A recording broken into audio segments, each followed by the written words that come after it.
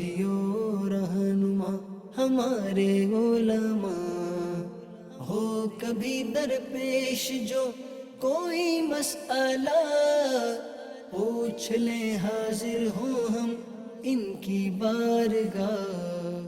الحمد للہ رب العالمین والصلاة والسلام علی سید المرسلین، اما بعد فاعوذ باللہ من الشیطان الرجیم، بسم اللہ الرحمن الرحیم، والصلاة والسلام علیک یا رسول اللہ وعلی آلک واصحابک یا حبیب اللہ، الصلاة والسلام علیک یا نبی اللہ وعلی آلک واصحابک یا نور اللہ۔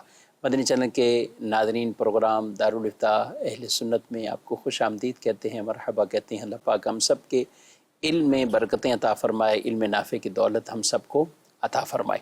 ابتداً درود پاک کی فضیلت ہمارے پیارے نبی صلی اللہ علیہ وآلہ وسلم کا فرمان عظمت علی شان، ان اول الناس بی یوم القیامہ اکثرہم علیہ صلاۃ، قیامت کے دن میرے قریب ترین وہ ہوگا جو مجھ پر کثرت سے درود پڑھتا ہوگا۔ صلو علی الحبیب صلی اللہ تعالی علی محمد صلی اللہ علیہ وآلہ وسلم، صلاۃ و سلاما علیکہ یا سیدی یا رسول اللہ۔ آج کے ہمارے مہمان مفتی محمد حسان عطاری صاحب ہیں، ان کو بھی خوش آمدید کہتے ہیں۔ جزاک اللہ۔ کیسے مزاج کے؟ الحمدللہ رب العالمین، ماشاء اللہ۔ بڑھتے ہیں ہم اپنے سوالات، بلکہ اس سب سے پہلے ہمارا ایک سوال ہمارے پاس موجود ہے۔ عام طور پہ جو انتقال کر جاتے ہیں تو لوگ ان کی طرف سے قربانیاں بھی کرتے ہیں، اپنے مرحومین کی طرف سے قربانی بھی کی جاتی ہے، اسی طرح مرحومین کی طرف سے ان کی نمازوں کے فدیے بھی ادا کیے جاتے ہیں۔ فدیہ جو ادا کرنا ہے مرحوم کی طرف سے، اس کا ثبوت کہاں سے ہے کہ یہ فدیہ ان کی طرف سے دیا جائے اور یہ دینا چاہیے، اس کا میت کو فائدہ ہوگا؟ کیا کہتے ہیں آپ؟ بسم اللہ الرحمن الرحیم۔ دیکھیں، سب سے پہلے تو شرعی مسئلہ ہم سماعت کر لیں، وہ یہ ہے کہ جب کسی کا انتقال ہو گیا اور اس کی نمازیں یا روزے چھوٹے ہوئے تھے، اب اس کی طرف سے اس کا کوئی وارث اس کی نمازوں کا فدیہ ادا کرنا چاہتا ہے، یعنی اس کی نمازوں کے بدلے مسکینوں کے اوپر جن کو زکوٰۃ لگتی ہے ان کے اوپر صدقہ کرنا چاہتا ہے تاکہ اس کی نمازوں کا بدل ادا ہو سکے، تو یہ بالکل جائز ہے، اور احناف کے نزدیک احادیث طیبہ کی روشنی میں یہ ایک اچھا اور مستحسن عمل ہے، جائز عمل ہے۔ اس پر صحابہ کرام علیہم رضوان کی بہت ساری روایات موجود ہیں۔ احناف کے پیشوا اور امام ابو جعفر طحاوی رحمۃ اللہ تعالی علیہ، انہوں نے اپنی ایک کتاب شرح مشکل الآثار، اس میں دو حدیثیں سیدنا ابن عباس رضی اللہ تعالی عنہما اور سیدہ عائشہ رضی اللہ تعالی عنہا، ان دونوں سے حدیثیں روایت کی ہیں۔ حضرت سیدہ عائشہ رضی اللہ تعالی عنہا کی روایت میں یہ ہے کہ عمرہ بنت عبد الرحمن، یہ تابعیہ ہیں، یہ کہتی ہیں کہ میں نے حضرت عائشہ رضی اللہ تعالی عنہا سے سوال کیا کہ میری والدہ انتقال کر گئی ہیں، توفیت امی وعلیہا رمضان، اور ان کے اوپر رمضان کے روزے قضا تھے، ایصلح ان اقضی عنہا، کیا یہ جائز ہوگا کہ میں ان کی طرف سے قضا ادا کروں، روزے یعنی رکھوں؟ ہاں، یعنی ان کی طرف سے روزے میں رکھ لوں؟ تو سیدہ عائشہ رضی اللہ تعالی عنہا نے فرمایا کہ لا، نہیں، ولیکن تصدقی عنہا مکان کل یوم، کہ تم ان کی طرف سے ہر دن کا صدقہ کرو، علی مسکین، ٹھیک، مسکین کے اوپر، خیر لکی من صیامکی عنہا، کہ یہ تمہارے لیے اس کی طرف سے روزہ رکھنے سے بہتر ہے۔ تو سیدہ عائشہ رضی اللہ تعالی عنہا نے اس مقام پر یہ ارشاد فرمایا کہ تم اس کی طرف سے نماز ادا نہ کرو، اس کی طرف سے روزہ نہ رکھو، لیکن اس کی طرف سے تم صدقہ ادا کرو۔ یہ سیدہ عائشہ رضی اللہ تعالی عنہا ارشاد فرما رہی ہیں۔ اور اسی مقام پر امام طحاوی نے جو شرح مشکل الآثار آپ کی کتاب ہے، اس میں آپ نے حضرت ابن عباس رضی اللہ تعالی عنہما کی حدیث پاک نقل کی، اور یہ حدیث مبارکہ امام نسائی رحمۃ اللہ تعالی علیہ نے اپنی کتاب السنن الکبریٰ کے اندر سند صحیح کے ساتھ روایت کی ہے کہ سیدنا ابن عباس رضی اللہ تعالی عنہما نے یہ ارشاد فرمایا کہ لا یصلین احد عن احد ولا یصومن احد عن احد، کہ تم میں سے کوئی شخص بھی دوسرے کی طرف سے نہ نماز پڑھے گا نہ دوسرے کی طرف سے وہ روزہ رکھے گا۔ پھر آپ ارشاد فرماتے ہیں کہ ولیکن یطعم عنہ مکان کل یوم مد حنطۃ، مگر یہ کہ وہ جو انتقال کر گیا ہے اس کی طرف سے ہر دن کے بدلے میں صدقہ کرے گا ایک مد گندم کا، یہ مقدار آپ نے بیان کی کہ اتنی مقدار وہ کر دے گا. دیگر روایتوں کے اندر مدین کے الفاظ ہیں کہ 2 مد یعنی آدھا سا، جو عام طور پہ ہمارے یہاں پر صدقہ کیا جاتا ہے، جو صدقہ فطر کی مقدار ہوتی ہے اتنا، کہ یہ آپ نے صدقہ کر دیں اس کی طرف سے. اسی روزے کا بھی اور نماز کا بھی. ہاں یہ میں عرض کر رہا ہوں.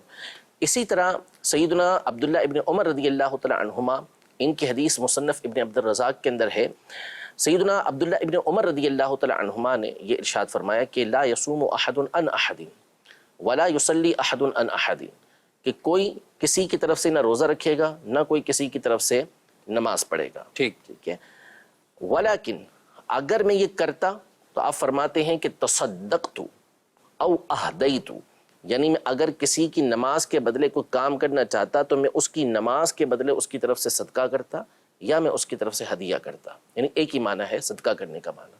تو امام طحاوی رحمۃ اللہ تعالی علیہ شرح مشکل الآثار کے اندر یہ حدیث نقل کرنے کے بعد دونوں حضرت عائشہ رضی اللہ تعالی عنہا کا فرمان اور حضرت عبداللہ ابن عباس رضی اللہ تعالی عنہما کا فرمان فرماتے ہیں کہ یہ وہ صحابہ ہیں کہ جنہوں نے وہ روایتیں بھی ذکر کی ہیں کہ جس میں دوسرے کی طرف سے عبادت کرنے کی روایتیں موجود ہیں. اس کے بعد ان دونوں صحابہ کرام علیہم رضوان کا یہ فرمان ہے کہ نہیں، کوئی کسی کی طرف سے روزہ نہیں رکھے گا، کوئی کسی کی طرف سے نماز نہیں پڑھے گا.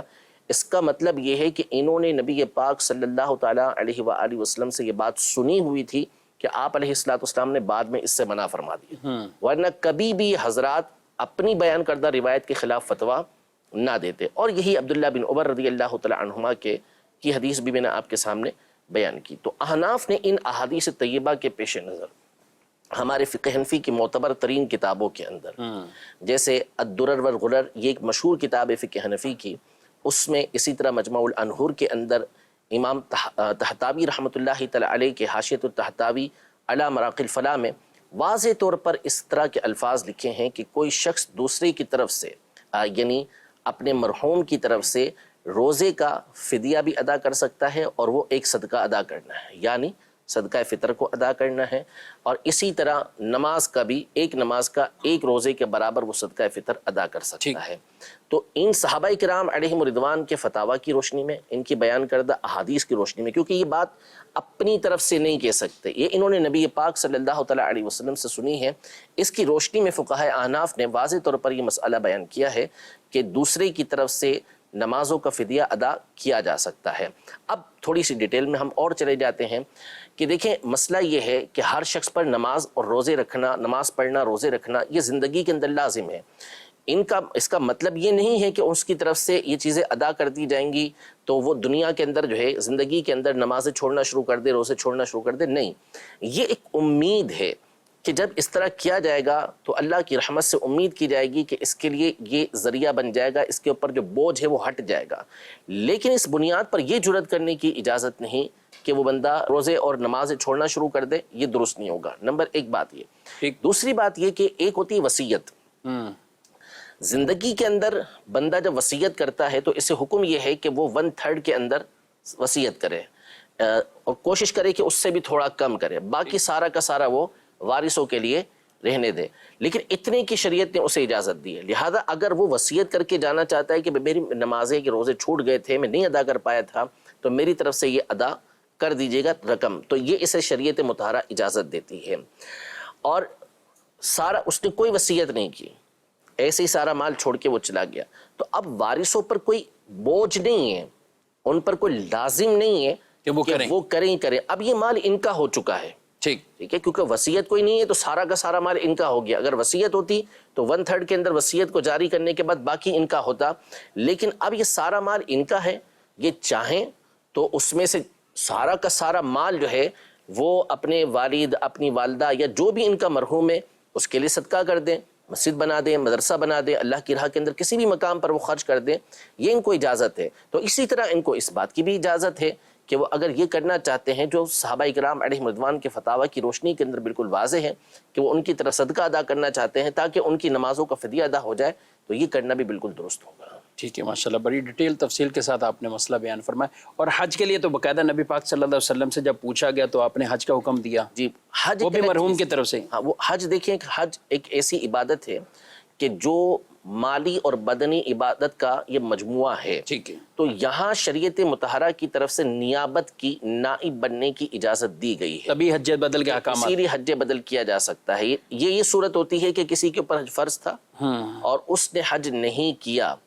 اور مثال کے طور پر آخری وقت آ گیا، اب وہ کسی کو حکم دیتا ہے کہ میں کر نہیں سکتا، مجھ پہ حج فرض تھا، لہذا آپ میری طرف سے حج بدل ادا کر لیں. ٹھیک. یا پھر وہ انتقال کر گیا اور وصیت بھی نہیں کی اس نے، اب اس کا وارث ادا کرنا چاہتا ہے اس کی طرف سے یا کسی کے ساتھ کروانا چاہتا ہے، تو یہاں شریعت مطہرہ نے ڈائریکٹ اس کی اجازت دی کہ یہاں پر نیابت ہو سکتی ہے کہ یہ بدنی اور مالی عبادت دونوں کا مجموعہ ہے. جبکہ نماز اور روزہ یہ نہیں ہو سکتا کہ آپ میری طرف سے نماز پڑھ لیں، آپ میری طرف سے روزہ رکھ لیں، حالانکہ میں زندہ ہوں، لیکن ایسا نہیں ہو سکتا کہ آپ میری طرف سے نماز ادا کریں گے یا روزہ رکھیں گے.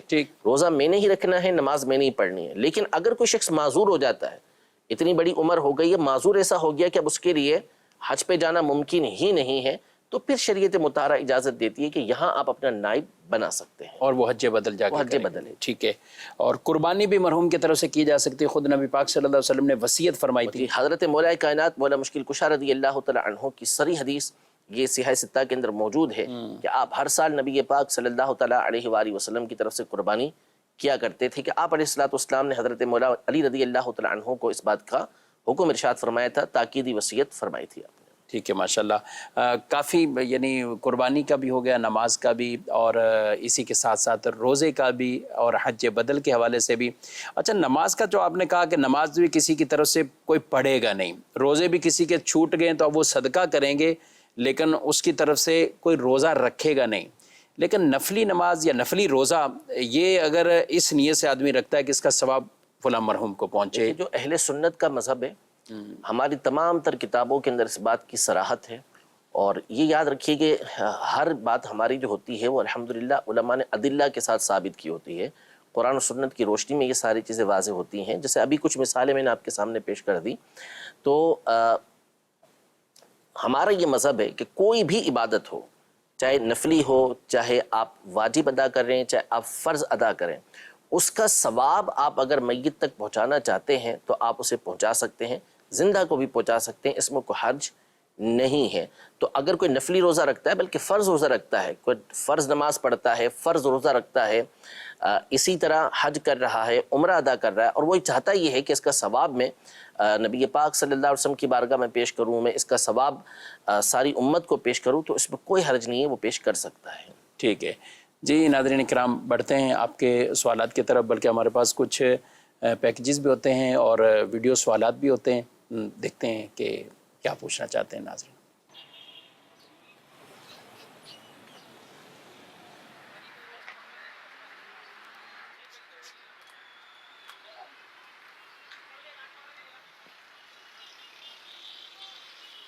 بھائی بکرا کتنے کا ہے؟ یار یہ بیچنے کا نہیں ہے، اس کے 2 دانت نہیں ہوئے. ارے دانت چھوڑو یار، قیمت بتاؤ کتنی، دانت کون سے کھانے؟ ارے حضرت کیا بات کرتی آپ؟ یہ بولیے. دانت اور عمر دونوں کی اہمیت ہے اور دونوں کا خاص خیال رکھا جاتا ہے. حضرت میں بکرا خریدنے ملا ہوں قربانی کی نیت سے، اللہ پاک نیت دیکھتا ہے، دانت اور عمر تھوڑی دیکھتا ہے. آپ علم دین کی کمی کی وجہ سے یہ بات کر رہے ہیں. اچھا. حالانکہ قرآن و حدیث کے اندر سنت ابراہیمی کے حوالے سے بے شمار احکام موجود ہیں. آپ کسی مستند اور صحیح العقیدہ مفتی صاحب سے اس حوالے سے سمجھیں، سیکھیں، پھر آپ قربانی کا جانور خریدیں تاکہ آپ کی سنت ابراہیمی صحیح طریقے سے ادا ہو. اچھا آپ مجھے یہ بتائیں، اگر ایسا ہی ہے تو قربانی کے کام میں کہاں سے سیکھیں؟ آپ مدنی چینل دیکھتے ہیں؟ جی جی بالکل. مدنی چینل میں پروگرام آتا ہے دارالافتاء اہل سنت. اس میں مفتی صاحب لوگوں کے سوالات کے جوابات دیتے ہیں اور شرعی لحاظ سے رہنمائی کرتے ہیں. آپ اس میں اپنا سوال ریکارڈ کروا دیں، انشاءاللہ مفتی صاحب آپ کے سوال کا جواب دیں گے. ٹھیک ہے، پھر آپ مجھے ان کا نمبر دے دیجیے. چلیں میں آپ کا نمبر دے دیتا ہوں، آپ نوٹ کریں. شرعی رہنمائی کے لیے دارالافتاء اہل سنت کے نمبرز پر صبح 10 بجے سے شام 4 بجے تک پاکستانی وقت کے مطابق علاوہ اتوار رابطہ فرمائیں. 0311 399 3313 0311 7864 100 0311 399 3312. جی حسان صاحب کہتے ہیں کہ وہ ایک کہہ رہے ہیں کہ دانتوں کی کیا کرنا ہے، مجھے قربانی کرنی ہے، دانت تو کھائے نہیں جاتے، تو بلکہ موضوع یہی ہوتا ہے، دانت دیکھے جائیں گے جانور کے، نہیں دیکھے جائیں گے. اور جو دوسرا یہ فرد کہہ رہے ہیں کہ اس کو دیکھنے کی کیا ضرورت ہے، کیا سمجھائیں گے آپ لوگ؟ دیکھیں سب سے پہلے تو یہ کہ خود نبی پاک صلی اللہ تعالیٰ علیہ وسلم کی حدیث پاک صحیح حدیث پاک موجود ہے جس میں آپ علیہ الصلوۃ والسلام نے جانوروں کو دیکھ بھال کر لینے کا حکم ارشاد فرمایا کہ مختلف چیزوں کے بارے میں فرمایا کہ اسے دیکھ لیں کہ یہ چیز جانور کے اندر نہ پائی جائے۔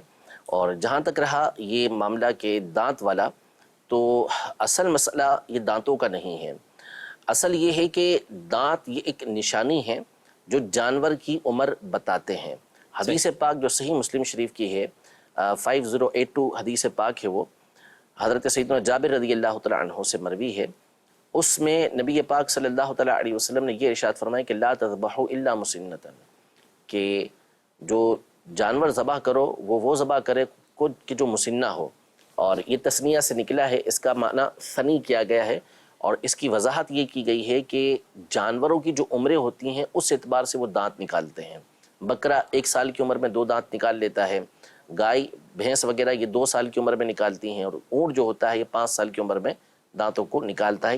تو یہ نشانی بیان کی گئی ہے کہ وہ دانتوں کو نکال دے، یہ صرف ان کی عمر کو بیان کرنے کے لیے کہ اتنی عمر کا جانور ہونا چاہیے۔ لہذا اب اگر بکرا ہے جیسا کہ یہ دیکھ رہے تھے تو اور کہہ رہے تھے کہ ابھی 2 دانت نہیں ہوئے، اگر یہ بکرا پورے 1 سال کا ہو چکا ہے تو اگرچہ سامنے کے جو 2 دانت دیکھے جاتے ہیں وہ نہ نکلے ہوں، اس کے باوجود بھی قربانی ہو جائے گی۔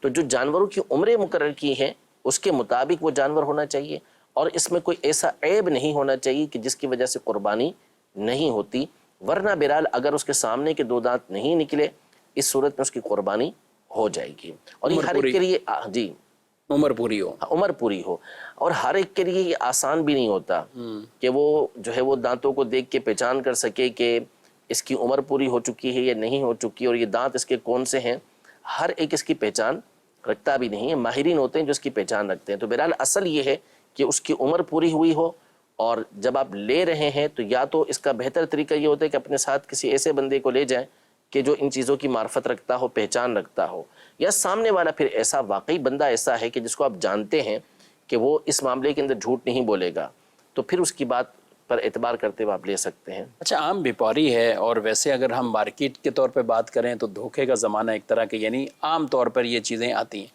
اس کو تو اپنا سامان بیچنا ہے، اب کوئی اتنی دور دراز سے ٹرکوں میں یہ مال ڈال کے لایا ہے، اس میں کھیرے جانور بھی ہوتے ہیں، 2 دانت ابھی نہیں بھی ہوئے وہ بھی جانور ہوتے ہیں، تو یہ سامنے والے کو بڑا اطمینان دلا رہے ہوتے ہیں کہ آپ لے جاؤ، نہیں ہوا تو مجھ پہ ڈال دینا، قربانی کا مسئلہ ہے تو یعنی معاذ اللہ اتنے بات جری بھی ہوتے ہیں کہ وہ اگر تمہیں گناہ ہو تو وہ مجھے دے دینا، اس طرح کی بھی گفتگو بعض اوقات کر لیتے ہیں۔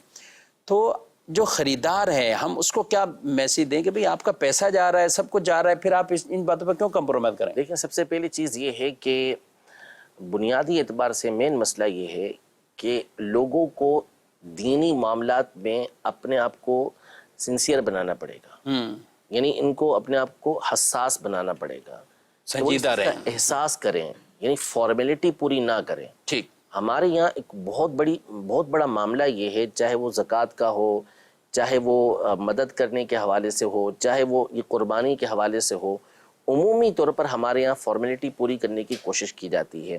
اب قربانی جو آپ نے کرنی ہے، اگر آپ شریعت مطہرہ کے احکام پر عمل پیرا ہونے کے لیے کر رہے ہیں، اللہ پاک کی رضا حاصل کرنے کے لیے کر رہے ہیں، تو پھر اللہ پاک کی رضا اسی صورت میں حاصل ہوگی جب آپ اس کے بیان کردہ شرائط کے مطابق اس کے اوپر عمل کریں گے۔ ٹھیک، تو اب جانور آپ خرید رہے ہیں، بعض اوقات لاکھوں روپے خرچ کر رہے ہوتے ہیں، بہت پیسہ خرچ کر رہے ہوتے ہیں، لیکن یہی بات اگر دنیاوی اعتبار سے کسی اور معاملے کے اندر ہوتی تو شاید اتنی آرام سے کمپرومائز نہ ہوتا، اچھی طریقے سے چھان پھٹک کر کے وہ چیز خریدی جاتی، سمجھی جاتی۔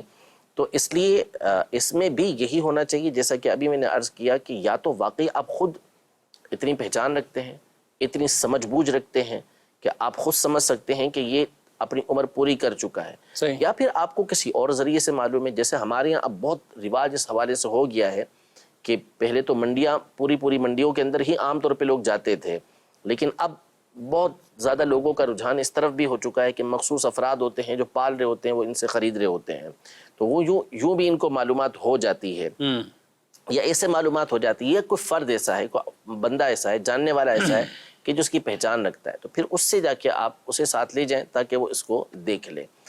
خریدار کی باتوں کے اوپر اس طرح کا اطمینان آ جانا یہ بڑی بات ہے کہ اگر کسی کو یوں اطمینان آ جاتا ہے یا تو وہ اس کا جاننے والا ہے، اس کے اوپر بھروسہ پورا ہے اس کو، تو ایک الگ بات ہے. ورنہ بہرحال کوشش یہی کرنی چاہیے کہ آپ کسی ایسے بندے کو لے جائیں کہ جو اس کی پہچان رکھتا ہو. اچھا ایک بات انہوں نے یہ کی، اور یہ کئی جگہوں پر یہ بات کی جاتی ہے کہ بھائی قربانی کرنی اللہ نیت دیکھتا ہے. اب ہم ان چیزوں کو کیا دیکھیں، یہ وہ بعض اوقات انسان واضح غلطی کر رہا ہوتا ہے. حج ہے، حج کے اندر ایسی غلطی دم لازم ہو گیا، اب اس کے بعد ایک ہی بات ہوتی ہے کہ اللہ معاف فرما دے گا، اللہ معاف کر دے گا. اچھا کوئی اور غلطیاں ایسی ہوں گی یا عبادت کے معاملے میں غلطی، تو جو کمی بیشی اللہ معاف فرما دے. یہ جملہ ٹھیک ہے، اللہ سے معافی مانگتے رہنا چاہیے، عمل درست کر کے بھی اللہ سے معافی طلب کرتے ہوئے، عفو کا سوال کرتے ہوئے اللہ کی بارگاہ میں دعا کریں اللہ قبول فرمائے. لیکن اپنے عمل میں ہی کوتاہی چھوڑنا اور پھر ساتھ یہ جملہ اٹیچ کرنا، کیا کہیں گے؟ اب مثال کے طور پہ کچھ 4 کی جگہ 3 رکعتیں پڑھ لیتا ہے اور کہتا ہے اللہ معاف کرنے والا ہے، تو خود بھی وہ اس بات کی گواہی دے گا کہ میرا اس طرح کہنا غلط ہوگا. ٹھیک ہے. اب وہ جو ہے وہ بکرے کی جگہ ہرن کو قربان کر دیتا ہے اور کہتا ہے کہ اللہ قبول کرنے والا ہے، تو میں تو اچھا جانور قربان کر رہا ہوں، تو ظاہر ہے کہ خود بھی کہے گا کہ اس کی قربانی نہیں ہو سکتی. تو جو احکام شرع ہمیں مقرر کیے گئے ہیں اسی پر ہمیں عمل پیرا ہونا پڑے گا. اپنی پوری کوشش کرنی ہوگی. ہمیں حکم اس بات کا ہے کہ فاتقوا اللہ ما استطعتم، اللہ سے ڈرو جتنی تم استطاعت رکھتے ہو، یعنی جو عمل تمہیں کرنا ہے وہ تم عمل کرو جتنے تمہارے اندر قدرت موجود ہے. ہم نے اپنی قدرت کے مطابق جو ہم پر لازم کیا گیا اسے ہم نے ادا کرنا ہے، لیکن ظاہر ہے کہ ہم اللہ پاک کا حق ادا نہیں کر سکتے. جب یہ پورا ہم کر لیں گے تو اس کے بعد اللہ پاک کی بارگاہ میں عرض کریں گے کہ یا اللہ تیرے بیان کردہ حکم کے مطابق میں نے عمل کر لیا، تو میرے اس عمل کو اپنی بارگاہ میں قبول فرما لے. یہ نہیں کہ ہم سرے سے کام کریں ہی نہ، یا کریں غلط پورا کام کریں یا غلط کام کریں اور اس کے بعد پھر کہیں کہ اللہ پاک معاف فرمانے والا ہے. تو یہ تو دنیاوی اعتبار سے بھی آپ بہت ساری مثالیں دیکھ سکتے ہیں کہ کوئی بھی سیٹھ کتنا ہی جو ہے وہ آپ کے اوپر شفیق و مہربان ہو، لیکن جب آپ اس کے باتوں کی خلاف ورزی کریں گے اور کہیں گے کہ جی معاف کر دے گا، تو آپ یا تو ایسے کام کرنے والے کو بے وقوف کہیں گے کہ یہ کیا نافرمانی کر رہا ہے اور اس بات کی امید رکھ رہا ہے کہ میرا سیٹھ مجھے کچھ نہیں کہے گا. تو ایسا نہیں ہونا چاہیے. ہمیں اپنی طور پر اپنی طاقت کے مطابق عمل کرنا چاہیے، پھر اس کے بعد اللہ پاک کی بارگاہ کے اندر امید رکھنی چاہیے کہ اللہ پاک ہمارے ان گناہوں کو معاف فرما دے گا. ٹھیک ہے. کچھ ایس ایم ایس بھی شامل کرتے ہیں. وضو کرنے کے بعد کیا عورت اپنے بچے کو دودھ پلا سکتی ہے؟ وضو میں مسئلہ تو نہیں ہوگا؟ پہلے بھی یہ سوال آیا تھا تو ہم نے بیان کیا تھا کہ یہ وہ چیز نہیں ہے کہ جس کی وجہ سے وضو ٹوٹے. لہذا اگر کسی عورت نے باوضو ہو کر اپنے بچے کو دودھ پلایا تو اس سے اس کے وضو کے اوپر کسی طرح کا کوئی اثر نہیں پڑے گا. ٹھیک ہے جی. مزید سن. میرا نام عمر فاروق ہے. مفتی صاحب میں آپ سے ایک سوال کرنا چاہتا ہوں. یہ بکرا دانتوں میں ہے 2. یہ اکثر لوگ آتے ہیں اور بکرے کے دانت دیکھتے ہیں، بولتے ہیں یہ دانتوں میں 2 نہیں، حالانکہ پورا دانت نکالا ہوا ہے. اور مسئلہ یہ ہے کہ حضرت صاحب یہ جو آدھا دانت ہے نا، لوگ اس کی وجہ سے بولتے ہیں اس پہ قربانی نہیں ہوگی. تو آپ اس کے بارے میں کیا کہنا چاہتے ہیں؟ ایک پورا ہے بکیا آدھا دیکھیں، ہے. ہم نے پہلے عرض کیا کہ دانتوں کا اصل مسئلہ نہیں ہے، اصل مسئلہ عمر پورے ہونے کا ہے. ٹھیک. اگر بالفرض یہ دانت ٹوٹا ہوا بھی ہے تو بھی جانور کے بالفرض سارے دانت ٹوٹ گئے، لیکن وہ چارہ کھا سکتا ہے، چارہ چبا لے گا، کھا لے گا، تو اس صورت میں بھی اس کی قربانی ہو جائے گی. اگر یہ بہتر نہیں ہے کہ ایسا جانور نہ ہو، لیکن اگر اس کی قربانی وہ کریں گے تو قربانی ہو جائے گی. تو یہ جانور جو یہ دکھا رہے تھے اگر اس کی عمر پوری ہے تو اس کی قربانی بہرحال ہو جائے گی. ٹھیک ہے. یعنی اس میں آدھے دانت کی وجہ سے نہیں جانے، لیکن یہ مین ٹوٹا ہوا ہے بالکل سامنے والا، یہی تو دیکھنا ہوتا گاہک نے. بس وہ مسئلہ یہ ہے کہ ہونا یہی چاہیے کہ جانور ہر طرح کے عیب سے اپنے معیار کے مطابق ٹھیک ہے پاک ہو، یہ اچھا ہے. لیکن ایک ہے کہ قربانی کا نہ ہونا، تو قربانی کا نہ ہونا اس صورت میں ہے جبکہ وہ عیب پائے جائیں جس کی وجہ سے قربانی نہیں ہوتی. تو یہ وہ عیب نہیں ہے، وہ خرابی نہیں ہے کہ جس کی وجہ سے قربانی نہ ہو. ماشاءاللہ. جی ناظرین کرام، انہی شرائط کو اور ان سب معاملات کو دیکھتے ہوئے آپ اپنے جانوروں کی قربانی کے جو جانور ہیں ان کی خریداری کریں. ابلغ گھوڑے سوار قبلہ شیخ طریقت امیر اہل سنت دامت برکاتہم العالیہ کا یہ رسالہ ہے جس میں اس طرح کے کئی مسائل بھی ہیں، قربانی کے فضائل بھی ہیں، قربانی کس پر واجب ہے، قربانی کے جانور کے ذبح کرنے کے حوالے سے بھی احکامات ہیں، اور ذبح کے بعد کی کئی ایسی چیزیں ہیں کہ جو ہمیں سیکھنی سمجھنی چاہیے. یہ بھی آپ کو اس میں معلومات ملے گی. اور قربانی کے جانور میں کون سے ایسے عیب ہیں، عیوب ہیں جو نہیں ہونے چاہیے، تو ان عیوب کی بھی معرفت کے لیے، ان کو جاننے کے لیے، پہچاننے کے لیے تو آپ یہ رسالہ ضرور پڑھیے گا، انشاءاللہ اس میں آپ کو فائدہ بھی بہت ملے گا۔ جی مزید سوالات۔ دارالفتہ اہل سنت میں میرا سوال ہے کہ ذوالحجہ کا چاند نظر آ جائے تو بال وغیرہ اور ناخن وغیرہ نہیں کاٹنے چاہیے عید تک، تو کیا اگر کوئی کاٹ لے تو گناہ گار ہوگا یا اس کی قربانی ضائع جائے گی؟ دوسرا یہ ہے کہ اگر کوئی بال وغیرہ نہیں کاٹتا تو کیا ان کو کلر وغیرہ کر سکتا ہے؟ جواب ارشاد فرمائیں۔ مزید سوال۔ صاحب سے میرا یہ سوال ہے کہ نبی پاک علیہ الصلوۃ والسلام نے حضرت سلمان رضی اللہ عنہ کو اپنے اہل بیت قرار دیا، تو وہ تو ان کے رشتہ دار نہیں تھے، تو اہل بیت فرمانے کی کیا وجہ ہے؟ جواب ارشاد فرما دیجیے۔ ٹھیک ہے جی، ذوالحجہ میں کافی یہ ہوتا ہے کہ اس کے حوالے سے ناخن، بال، دیکھیں اس میں دو طرح کی عام طور پہ لوگوں کی سوچ ہے اور فکر ہے۔ بعض لوگ تو اس پر اتنی سختی برتتے ہیں کہ وہ یہ سمجھتے ہیں کہ شاید یہ ناجائز کام ہے اور واجب کی حد تک ہے، واجب کی حد تک ہے، تو یہ سوچ بھی غلط ہے۔ ٹھیک۔ اور بعض لوگ ایسوں پر تان و تشنیع کر رہے ہوتے ہیں، تنقید کر رہے ہوتے ہیں، تو یہ دونوں فکریں غلط ہیں۔ اعتدال ہے۔ نبی پاک صلی اللہ تعالیٰ علیہ وآلہ وسلم نے اس بات کا حکم ارشاد فرمایا کہ جب ذی الحجہ کا چاند وہ دیکھ لے اور اس نے پا لیا ذی الحجہ کے مہینے کو، تو اب اپنے ناخنوں اور بالوں میں سے کچھ بھی نہ لے، یعنی جو بال کاٹنے کے ہیں، جو ناخن کاٹنے کے ہیں، اسے اب وہ نہ کاٹے یہاں تک کہ وہ قربانی کر لے۔ تو لہذا یہ مستحب حکم ہے کہ ایسا کرے گا تو اس کو ثواب ملے گا، اور کرنا بھی یہی چاہیے کہ اگر کوئی ایسا عذر نہیں آ گیا کہ جس کی بنیاد پر کاٹنا بال اور ناخن ضروری ہو گیا، تو پھر اس صورت میں کرنا بھی یہی چاہیے کہ جب اپنی قربانی کر لیں تو اس کے بعد پھر اپنے ناخن یا بالوں کو کاٹیں۔ اور اگر کوئی کاٹتا ہے مثال کے طور پر، تو اس صورت میں اس کے اوپر کوئی ایک تو حکم نہیں ہوگا، دوسرا یہاں پر علماء نے یہ ارشاد فرمایا کہ یہ تو استحباب تھا، یعنی مستحب ہونا تھا۔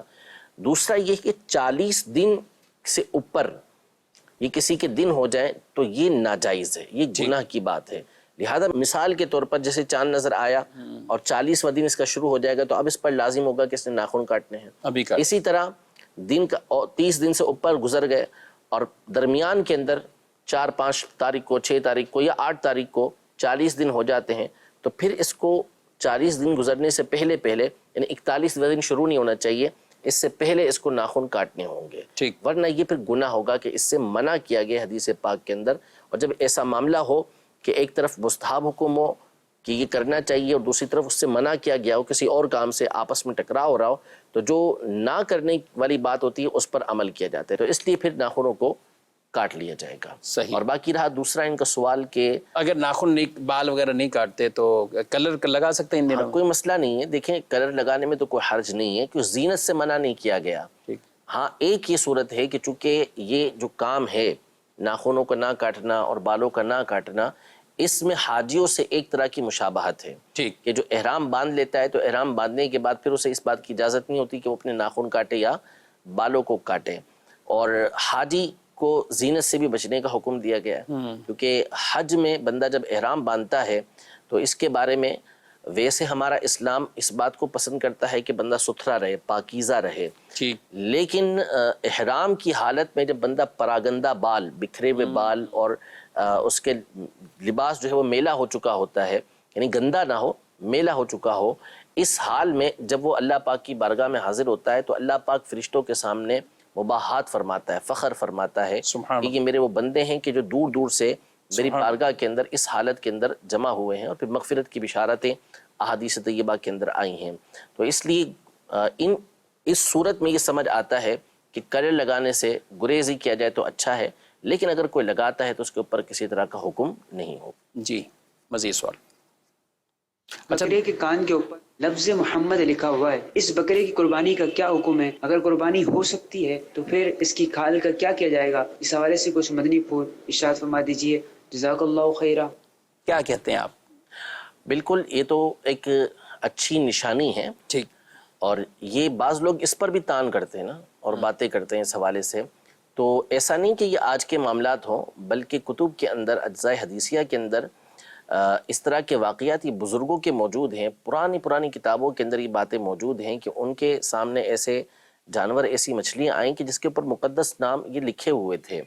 تو یہ لکھا ہوا ہونا کوئی اچنبے کی بات نہیں ہے، ایسا قدرتی طور پر ہو سکتا ہے، اور دیکھنے والے اس کو باقاعدہ دیکھتے ہیں کہ اس طرح کے نام لکھے ہوئے جانور، اس طرح کی لکھی ہوئی چیزیں یہ سامنے آ جاتی ہیں. تو یہ ایک اچھا سائن ہوتا ہے، اچھی ایک نشانی ہوتی ہے. تو بہرحال یہ جانور ہے، بکرا جو ہے، اس کو ذبح کرنے میں کوئی حرج نہیں ہے. اس کو اس کی شرائط کے مطابق یہ پورا ہے تو اس کو ذبح کیا جائے گا.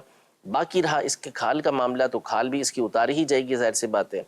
اب ممکن ہو کھال خراب نہ ہوتی ہو تو اتنے حصے کو کاٹ لیں، اور کاٹ کے چاہیں تو آپ اپنے پاس سنبھال کے رکھ لیں کہ نبی پاک صلی اللہ علیہ وسلم کا مبارک نام ہے، اس کو سنبھال کے رکھیں گے. اچھی نیت ہوگی تو انشاءاللہ اس پر آپ کو ثواب ملے گا. باقی بولنے والوں کی زبانوں کو ہم لگام نہیں دے سکتے.